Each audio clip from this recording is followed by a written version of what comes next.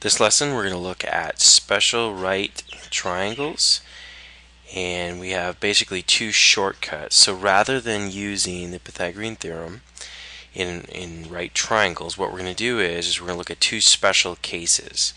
So the first one is right over here on the left, and that's when the angles measure 30 degrees, 60 degrees, and 90. And over here on the right, the other shortcut is when the angles are 45 degrees, 45 degrees, and 90. I'm also going to mention right now that this particular triangle here is also an isosceles right triangle. So not just any triangle, but isosceles. So the first one we're going to look at is a 45, 45, 90 triangle. So let's label the angles here. So this is 45 degrees, and this is 45 degrees, and of course this right here is the right angle. Alright, so this is the hypotenuse. So let's write that in, hypotenuse. And over here we have a leg, and over here we have a leg. So the shortcut is whatever the length of the leg is, let's use a variable for this one. Let's say it's A. This leg would be the same. Remember, it's isosceles. Alright? And I multiply that measure by the square root of 2. So this side would become a root 2. So again, the shortcut is to multiply the leg length by the square root of 2 to find the hypotenuse. And as long as you have a 45, 45, 90 triangle, that shortcut works every time, which means you do not have to use the Pythagorean theorem. So let's just do a quick little drawing over here on the side. So this is just a rough sketch. But let's pretend that this is a nice right triangle, and it's isosceles, and let's pretend that this is 6 and 6. So the question is, what would the length of the hypotenuse be? So I multiply the leg length times the square root of 2, and I have my answer. So the length of this would be 6 times the square root of 2. Works every time. Let's take a look at a second shortcut. This one happens to be when the angle measures are 30 degrees, 60 degrees, and 90 degrees. Now, in this particular case, it is extremely important that we identify all the different parts of our triangle. So for instance, here's the 90-degree angle, so opposite that is the hypotenuse. Here is the 30-degree, which is the smallest angle.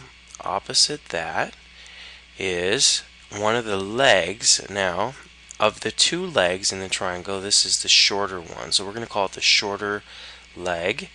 Opposite the 60-degree angle right here is another leg. We'll call it the longer leg.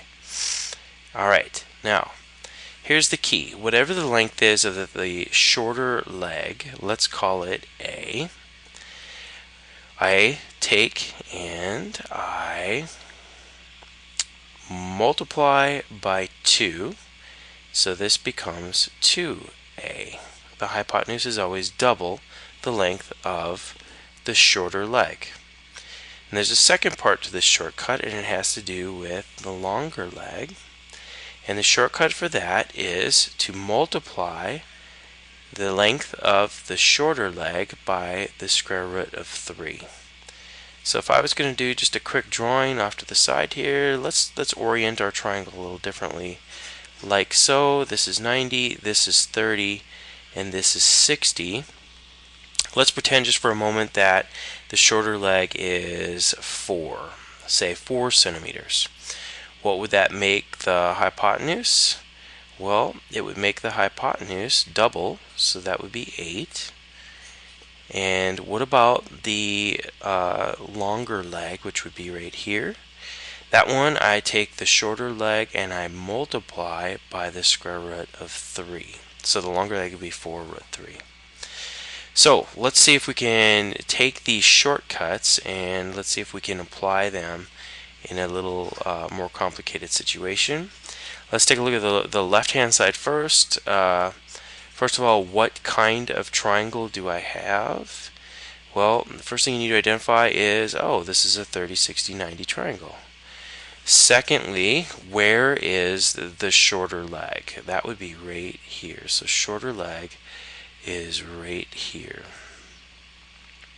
Now, what is the relationship between the shorter leg and the hypotenuse? Well, the shorter leg has a relationship of being half the hypotenuse. So if the hypotenuse is 12, that means that the shorter leg would have a length of 6.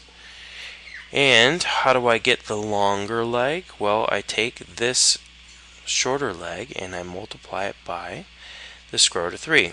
Now, have I answered the question that's being asked? Well, unfortunately, no, I haven't.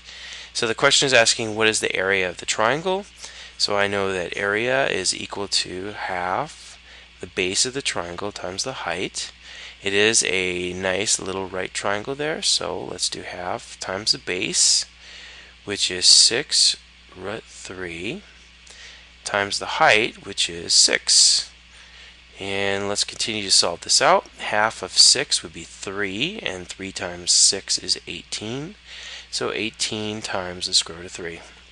And I know that this is in centimeters, and this is area, so it's square.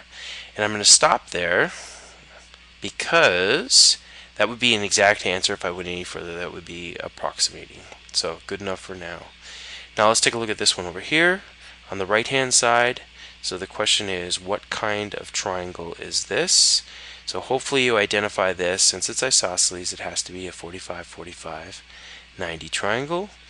And since I'm given the hypotenuse, if I think back to what the shortcut was, whatever the leg was, I multiply by the square root of 2. If I'm given the hypotenuse, I have to do the opposite. The opposite of multiplying by the square root of 2 would be to divide by the square root of 2. And square root of 2 divided by the square root of 2 cancels out, makes 1. And that means that this is 8 then. So the length here would be 8. The length here would be 8. And again, I'm being asked to find area. So area equals half times base times height. And area equals half times 8 times 8. And area equals half of 8 is 4, and 4 times 8 is 32. And this is, we don't know, oops, units. Okay, square units. So there you have the shortcuts for special right triangles.